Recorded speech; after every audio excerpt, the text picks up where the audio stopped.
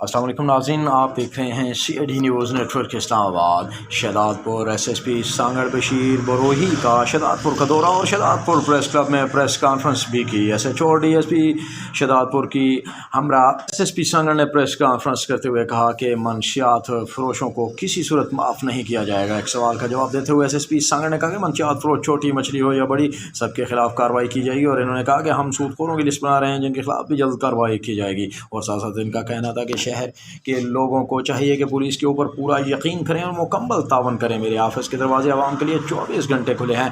जैसे शिकायत मुझ तक आएंगी तो इस पर फ़ौरन कार्रवाई होगी। और कहा कि कम उम्र बच्चे बाइक, चिंची, रिक्शा और गाड़ियाँ चलाते हैं, इनके खिलाफ भी कानूनी कार्रवाइयाँ की जाएंगी। मजीद इनका कहना था कि जुराइम पूरे सांगड़ में इस वक्त कंट्रोल में है। हमने 110 गिरफ्तारियाँ की हैं जो कि मुख्तलिफ जुराइम में मुलव्वस है। आवाम और मीडिया से भी मैं ये कहूँगा कि वो किसी भी किस्म का जुर्म होता हुआ देखते हैं तो फ़ौरन कानून को आगाह करें, पुलिस को निशानदेही करें, इसके बाद मुकम्मल इसके ऊपर कानूनी कार्रवाई की जाए। मीडिया और पुलिस माशरे के लिए लाजम मलजूम है।